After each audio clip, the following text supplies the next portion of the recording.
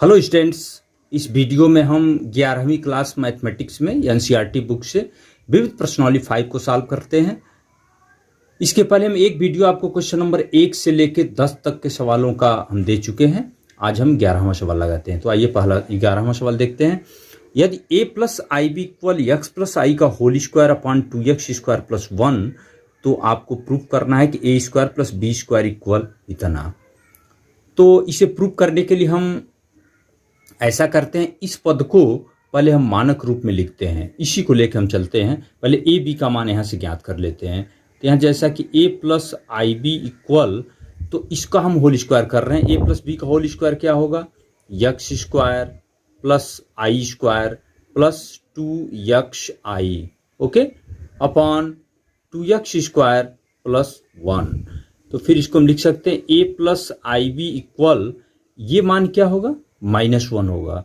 X square -1 plus i into 2x, ये जो बटे है दोनों को हम यहाँ अलग अलग लिख सकते हैं। 2x स्क्वायर प्लस 1 और इसको भी लिख सकते हैं 2x स्क्वायर प्लस 1। तो मीन्स ये जो समृद्ध संख्या है इसको हम a प्लस आई बी के रूप में चेंज कर दिए। तो अब दोनों पक्षों की अगर तुलना करें तो a इक्वल इतना होगा और b इक्वल ये होगा। यहाँ लिख सकते हैं तुलना करने पर, अगर तुलना करते हैं तो क्या आएगा? a बराबर x square -1 upon 2x square plus 1, और यहाँ से b इक्वल आएगा i का गुणांक, यहाँ भी i का गुणांक भी है तो यहाँ भी i का गुणांक ही होगा, 2x upon 2x square plus 1। अब ए बी का जब मान मिल चुका तो हमें प्रूफ क्या करना है, इसको देखें आप। हमें प्रूफ ये करना है कि a square plus B square equal इतना। तो इसका हम अगर एलएचएस ही लेकर चलते हैं तो एलएचएस क्या है? A square plus B square. तो ए की वैल्यू इतना है आपके पास, इसका स्क्वायर करते हैं x square -1 upon 2x square plus 1 का होल स्क्वायर और प्लस बी स्क्वायर, फिर 2x अपॉन ये b है 2x स्क्वायर प्लस 1 का होल स्क्वायर। वैसे आप देखें तो हर तो दोनों सेम है, तो 2x स्क्वायर प्लस 1 का होल स्क्वायर तो लघुत्तम ले सकते हैं। ऊपर जो है रहेगा उसमें कुछ किसी भी चीज़ का गुणा करने की कोई ज़रूरत नहीं। तो यहाँ एक्स स्क्वायर -1 का होल स्क्वायर क्या होगा? x पर power 4 plus 1 minus 2x square, और प्लस इसका स्क्वायर क्या होगा? 4x square. तो यहाँ से क्या आ रहा है? ये x to the power 4 plus 1 और ये दोनों मिलके क्या हो गए? 2x स्क्वायर अपॉन ये नीचे 2x स्क्वायर प्लस 1 का होल स्क्वायर। इसको अगर ध्यान से देखें ये क्या है? ये x पर 4 प्लस 1 प्लस 2x स्क्वायर को अगर हम लिखना चाहें तो x स्क्वायर प्लस 1 का होल स्क्वायर लिख सकते हैं। इसका विस्तार करके देखिए, x पे 4 आएगा प्लस 1 प्लस 2 भी करेंगे तो 2x स्क्वायर और बटे 2x स्क्वायर प्लस 1 का होल स्क्वायर। तो यही तो प्रूव करना है। देखिए a square plus B square equal, ये आपको प्रूव करना था। एक्स स्क्वायर प्लस 1 का होल स्क्वायर ये आ गया बटे 2x स्क्वायर प्लस 1 का होल स्क्वायर। तो ऐसे क्वेश्चन नंबर 11 कंप्लीट हुआ। इसको आप अच्छी तरह से नोट कर लें। अब क्वेश्चन नंबर 12 में देखेंगे z1 इक्वल 2 माइनस आई और z2 इक्वल -2 प्लस आई, ये ज्ञात है। तब आपसे पूछा गया कि real part of z1 z2 upon z1 bar. z1 बार क्या है? संयुग्मी समृद्ध संख्या। z1 की संयुग्मी समृद्ध संख्या होती है, इसका वास्तविक भाग ज्ञात करना है। इसमें एक सवाल और दिया है, पहले इसको लगाते हैं। तो हम आप चाहें तो पहले इसका मान ही ज्ञात कर सकते हैं। चलिए यही लिखते हैं रियल पार्ट z1 क्या है? 2 माइनस आई, ओके, ध्यान से देखिए z2 -2 plus I upon z1 बार। तो z1 की संयुग्मी समृद्ध संख्या, कॉन्जुगेट कॉम्प्लेक्स नंबर क्या होता है? इस काल्पनिक भाग में ही प्लस या माइनस का अंतर करते हैं, तो ये 2 प्लस आई होगा। फिर यहां से रियल पार्ट, इसमें आप ध्यान दें अगर इसमें हम माइनस कॉमन लें तो ये 2 माइनस आई होगा। इस माइनस को अगर हम यहाँ लिख देते हैं तो ये जैसे 2 माइनस आई, तो ये वाला पहले से ही है और ये भी 2 माइनस आई ही हो जाएगा, और बटे ये 2 प्लस आई को ऐसे छोड़ दीजिए। फिर इक्वल रियल पार्ट माइनस, ये तो 2 माइनस आई का होल स्क्वायर हो गया, तो होल स्क्वायर हम डायरेक्ट ही लिख देते हैं। ए स्क्वायर तो 4 प्लस आई स्क्वायर, फिर माइनस 2ab तो 2 दूनी 4, 4i अपान ये 2 प्लस आई को ऐसे छोड़ दीजिए। फिर यहाँ रियल पार्ट माइनस, ये आई स्क्वायर क्या होगा -1, तो 4 माइनस 1 क्या आएगा 3 माइनस 4i अपान 2 प्लस आई। रियल पार्ट, इस माइनस को इसमें एडजस्ट करते हैं हम, -3 प्लस 4i अपान 2 प्लस आई। अब इसको थोड़ा सा हल भी कर लेते हैं हम। हल ये करते हैं, जैसे इसके संयुग्मी से ऊपर नीचे गुणा करके हम इसको सॉल्व करते हैं, तो गुणे 2 माइनस आई से ऊपर नीचे हम गुणा करने जा रहे हैं, 2 माइनस आई और 2 माइनस आई यहाँ गुणा हो गया, तो ये क्या होगा रियल पार्ट, गुणा करो 3 दूनी 6 माइनस 6, फिर 3 यहाँ माइनस आई है तो प्लस 3i, फिर 4 दूनी 8 प्लस 8i, फिर माइनस होगा 4 तो 4i स्क्वायर, और नीचे तो a plus b a minus b है, a square minus B square, 4 minus I square. Real part, ये मान -1 होगा तो +4 होगा, -6 + 4 -2, और 8 3 11 प्लस 11i अपान ये -1 होगा तो 4 + 1 हो जाएगा। यहां से क्या मिल रहा है,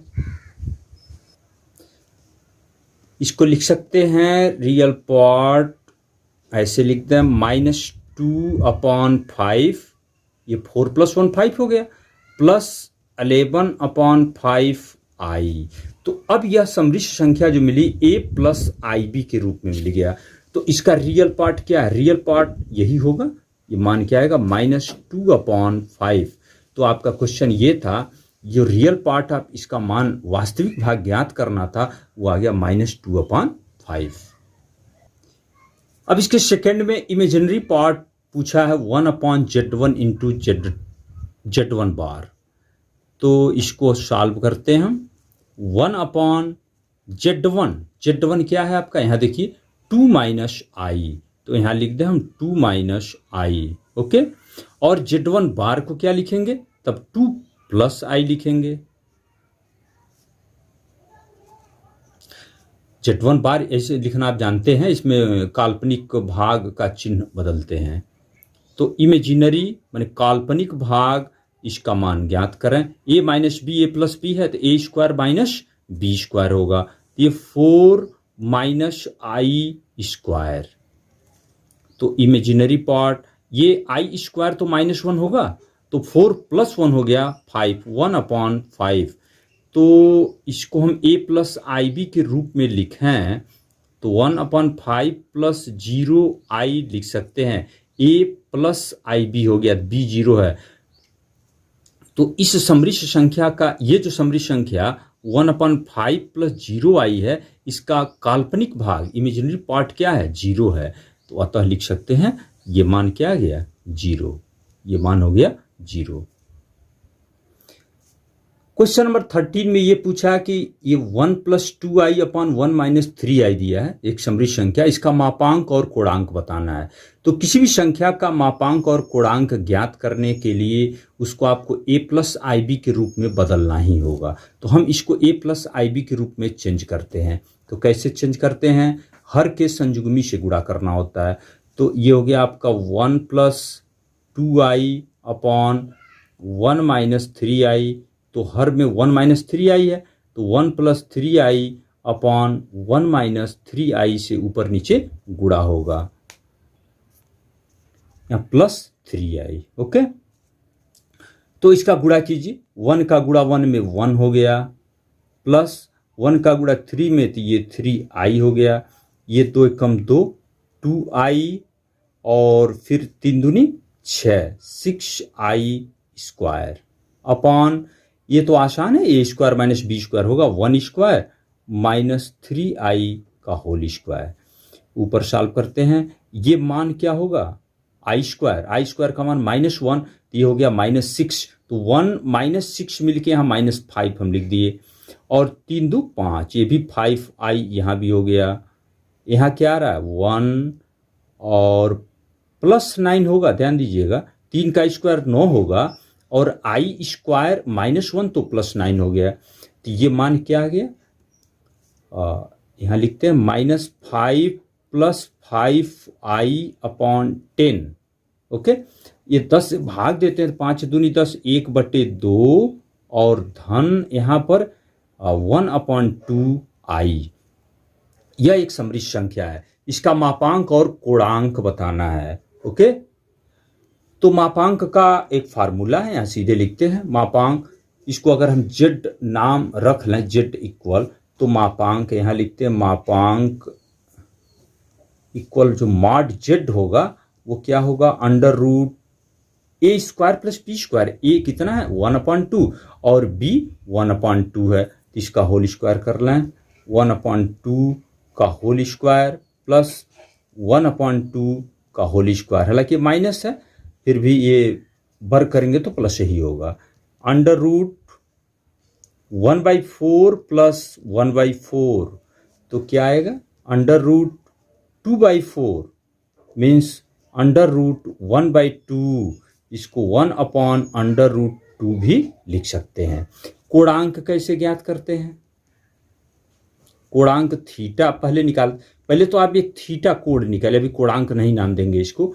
थीटा के लिए फार्मूला ये होता है tan इनवर्स मॉड b/a, तो यहाँ क्या आएगा tan इनवर्स b क्या है 1/2 1/2, और a क्या है -1/2 -1/2, तो ये tan इनवर्स 1 होगा, क्यों, क्योंकि मॉड है तो माइनस प्लस हो जाएगा, तो tan इनवर्स कितने का मान 1, tan कितने अंश का मान 1 होता है, π/4, इसको π/4 लिख सकते हैं। लेकिन ये कोणांक नहीं होता है, इसमें आपको पहचान करना होता है ये समृद्ध संख्या किस चतुर्थांश में स्थित है। अगर हम इसका फिगर देखते हैं, बनाते हैं, तो आप यहाँ समझ सकते हैं, ये माइनस है और ये प्लस है। ओके, तो माइनस प्लस ये दूसरे चतुर्थांश में होगा, तो यहाँ लिखेंगे आप कि यहाँ लिख लेंगे कि दी गई समृद्ध संख्या द्वितीय चतुर्थांश में है, तो द्वितीय चतुर्थांश का यहाँ होगा, ये जो कोण होता है इस एक्सिस के साथ ही होगा, यही थीटा है। तो हमें कोणांक तो इधर से बताना होता है, तो पाई माइनस ये मान कर लेंगे, तो इसलिए कोणांक क्या हो जाएगा, कोणांक इक्वल पाई माइनस π/4 मीन्स 3π/4। तो कभी भी कोणांक निकालना हो तो ऐसे करेंगे आप। कोणांक का एक एक्सरसाइज 5.2 था मेरा, उस वीडियो जो आप देखेंगे एकदम स्पष्ट हो जाएगा। हाँ, यहाँ 14वां सवाल में ये दे रहा है कि x - iy + 3 + 5i into 3 + 5i -6 - 24i की संयुग्मी है, तो x और y का मान बताइए। तो ऐसा करते हैं, पहले इसको हम a + ib के रूप में चेंज करें तो क्या आएगा, थोड़ा गुणा कीजिए, x × 3, ये हो गया 3x, फिर x का गुणा 5 में होगा, तो फिर यहाँ 5xi, फिर इसका गुणा इसमें करेंगे -3iy। ओके, इसका गुणा इसमें करेंगे तो -5i²y, ये i² -1 होगा, ये +5y होगा, तो 3x + 5y एक में लिख लें, इसमें से i कॉमन ले लें, i, तो यहाँ 5x - 3y होगा। तो अब प्रश्न क्या है, ये a + ib का रूप हो गया, प्रश्नानुसार यह इसकी संयुग्मी है, तो -6 - 24i की संयुग्मी क्या होगा, इसका संयुग्मी तो -6 + 24i होना चाहिए। अतः यह जो है यही है, means 3x + 5y plus i 5x - 3y equal है -6 + 24i।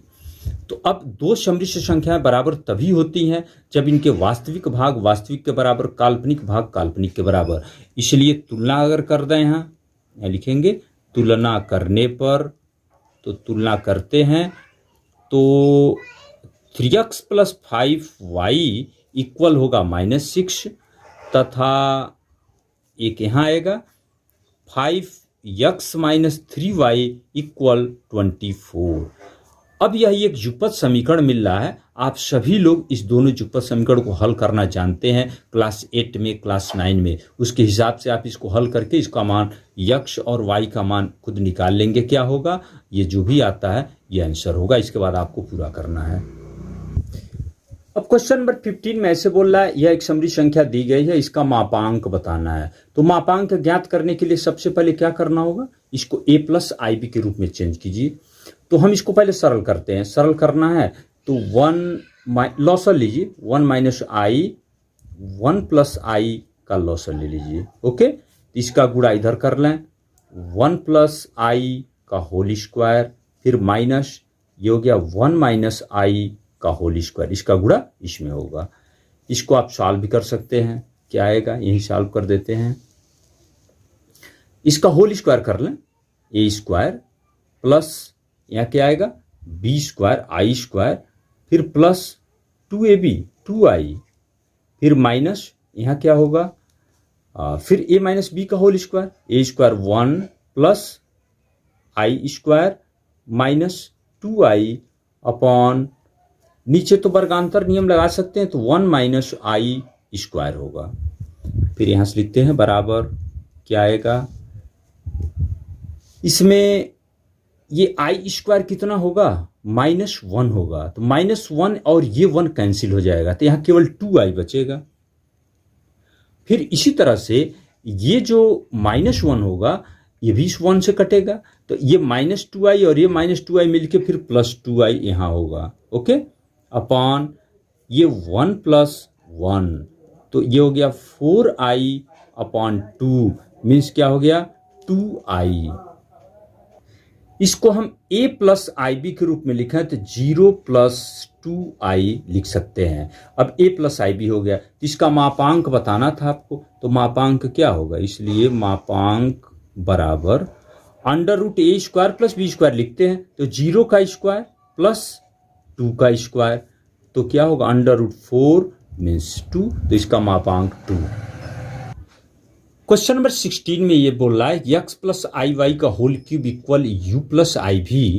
तो आपको ये सिद्ध करना है, ये प्रश्न है, u/x + v/y equal 4 times x² - y² proof करना है। तो कैसे प्रूफ होगा, पहले इसको हम हल करके, जैसे यह तो u + iv है, तो इसको भी a + ib के रूप में बदल देते हैं और इसके वास्तविक भाग की वास्तविक भाग से तुलना करेंगे, काल्पनिक का काल्पनिक से तुलना करेंगे, और वह मान फिर इस लेफ्ट साइड को लेकर हम प्रूफ करेंगे।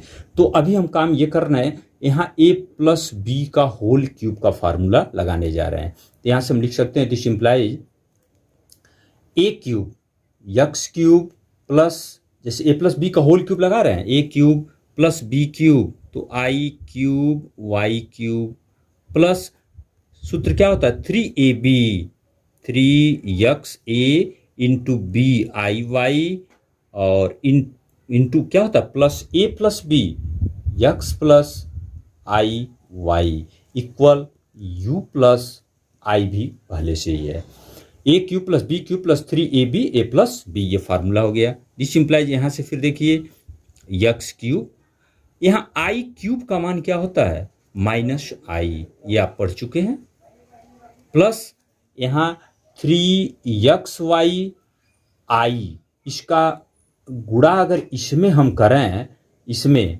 तो ये x² i हो जाएगा, फिर इसमें कर दें plus 3xy² 3xy² i²। Okay, ये गुणा समझ लीजिए u + iv, फिर यहाँ से, यहाँ ध्यान दीजिए, यहाँ आई स्क्वायर का मान क्या होगा -1। तो ये वास्तविक भाग एक पास लिखते हैं हम, यक्स क्यूब, इसको माइनस करके 3xy स्क्वायर एक जगह लिखिए। और इसमें आई कॉमन लेते हैं हम, हालांकि प्लस आई ही कॉमन ले रहे हैं, तो इसको लिखते हैं 3x स्क्वायर वाई, और माइनस यहाँ क्या आ रहा है y cube, equal u plus i भी। अब दोनों पक्षों की अगर तुलना कर दें, लिख देंगे तुलना करने पर, तो क्या आएगा देखिए, तुलना मीन्स वास्तविक भाग वास्तविक से तुलना करो, तो u मीन्स इतना हो गया, u equal x cube minus 3xy square. Okay, और v का मान यहाँ i का गुणांक होगा, v इक्वल ये है आपका 3x square y minus Y cube, इतना हो गया। हमें प्रूफ क्या करना था, ये हमारा सवाल यहाँ पर है, तो उसका हम LHS लेकर चलते हैं।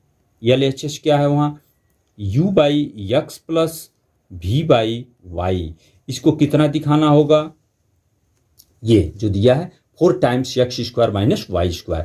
तो यहाँ से u की वैल्यू रखते हैं हम, u कितना है x cube minus 3xy square upon, ये यक्स तो पहले से ही है, फिर यहाँ हो गया ये प्लस है, प्लस v का मान यहाँ है 3x square Y minus Y cube upon Y. इसी को सॉल्व करते हैं। एक चीज ध्यान दीजिए, यहाँ यक्स कॉमन लेते हैं तो इस यक्स से कटेगा, तो यहाँ क्या बचेगा x square minus 3y square, तो इसको लिखते हैं x square minus 3y square, फिर प्लस इसमें से y कॉमन ले तो इससे कटेगा, यहाँ बचेगा 3x square minus Y square. Okay, यहाँ x square plus 3x square मिलके क्या होगा 4x square, 3y square minus Y square, ये भी तो माइनस 4y स्क्वायर, इसमें से 4 कॉमन लीजिए तो आ रहा है x square minus Y square. तो क्या प्रूव करना था, यहाँ देखिए u by X plus v by Y equal 4 times x square minus Y square, तो ये u by X plus v by Y equal आया 4 times x square minus Y square. इस तरह से ये क्वेश्चन नंबर 16, आप इसको अच्छी तरह से नोट कर लें। आपको वीडियो तेजी से चलता है तो थोड़ा वीडियो रोक लें और उसको नोट कर लीजिए इसको। प्रश्न नंबर 17 में ये बोल रहा है अल्फा तथा बीटा 2 सममिश्र संख्याएं हैं, और जबकि ये ज्ञात है कि मॉड बीटा इक्वल 1, तब आपसे पूछा गया है कि beta minus alpha upon 1 minus alpha bar into beta का मान बताना है, क्या होगा। तो हम इसको लेके सॉल्व करते हैं। देखिए कैसे सॉल्व होगा, हम इसके अंश और हर में अपने तरफ से थोड़ा सा कुछ करना पड़ेगा। बीटा बार से ऊपर नीचे हम गुणा करने जा रहे हैं, ध्यान दीजिएगा, जैसे बीटा माइनस अल्फा, ओके, यहां हम गुणा करने जा रहे हैं बीटा बार अपॉन, फिर यहां 1 minus alpha bar into beta, इसमें भी हम बीटा बार से ही गुणा कर रहे हैं। अभी आप समझ जाएंगे क्यों ऐसा कर रहे हैं हम। एक चीज और आप जानकारी समझ लें, कोई भी 2 सममिश्र संख्याएं हो Z1 और Z2, इनका मॉड लेते हैं तो ये इनके अलग अलग मॉड के भी बराबर होता है, Z1 इंटू Z2। ये कहीं जरूरत पड़ता है तो हम इसका प्रयोग करेंगे, ठीक। तो ठीक इसी तरह से हम इसमें देख सकते हैं, यहां mod beta minus alpha into mod beta bar लिख सकते हैं, और ये मॉड अंश हर का अलग अलग हो गया। अभी यहां मॉड, इसका पहले हम गुणा करते हैं बीटा बार, और इसका गुणा इसमें कर लो minus alpha bar into beta bar. और एक चीज और समझ लें कि कोई भी सममिश्र संख्या हो Z, इसका मापांक और इसके संयुग्मी का मापांक आपस में बराबर होता है। तो जैसा कि यहाँ बीटा बार है और ऑलरेडी बीटा का मापांक 1 है, तो बीटा बार का भी मापांक 1 होगा, इसमें कोई डाउट नहीं होना चाहिए। ये mod beta minus alpha into, इसको 1 लिख दें आप, अपॉन, और कोई सममिश्र संख्या Z है उसके जेड बार उसके मतलब संयुग्मी से गुणा करते हैं तो मॉड जेड स्क्वायर के बराबर होता है।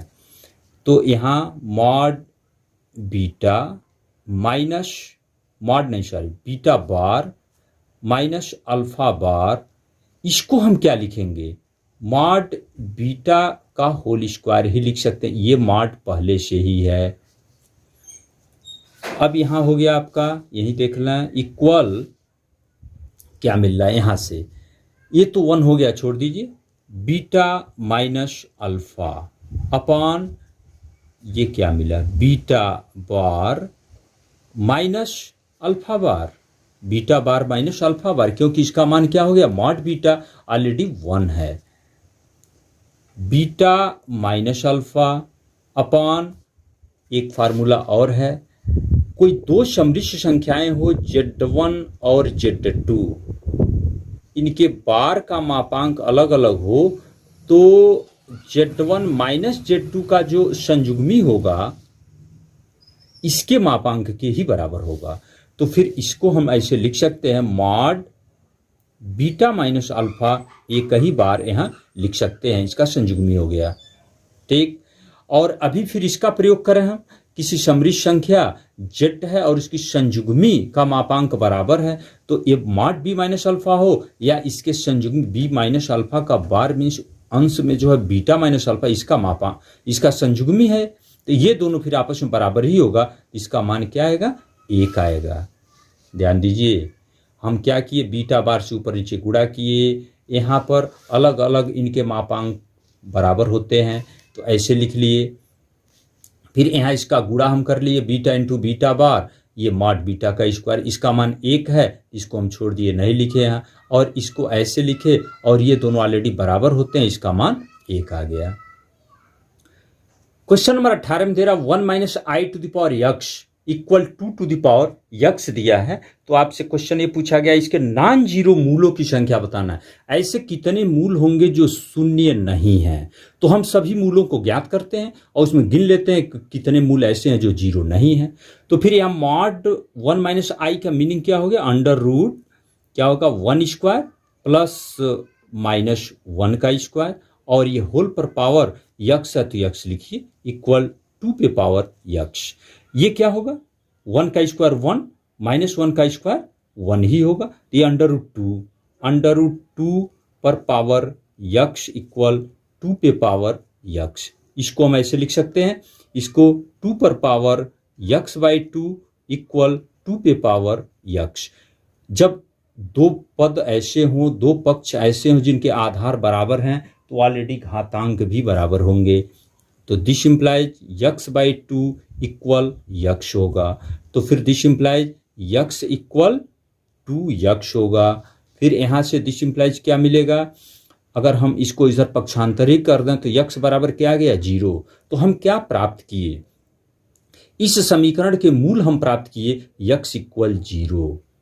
0 एक मूल है, लेकिन हमें ऐसा मूल चाहिए जो 0 न हो, कोई अशून्य संख्या आनी चाहिए। तो ऐसा कोई मूल मिल रहा है कि जो नॉन जीरो हो, नहीं, कोई नहीं, तो कितने मूल हुए, 0। तो कितने ऐसे अशून्य मूल हुए, 0। अतः उत्तर क्या होगा, आप लिखेंगे अतः अशून्य मूलों की संख्या, माने ऐसे मूल जो शून्य नहीं है, अशून्य मूलों की संख्या इक्वल 0। इसको काउंटिंग करना है 0, क्योंकि कोई ऐसा मूल नहीं मिल रहा है, इसलिए 0।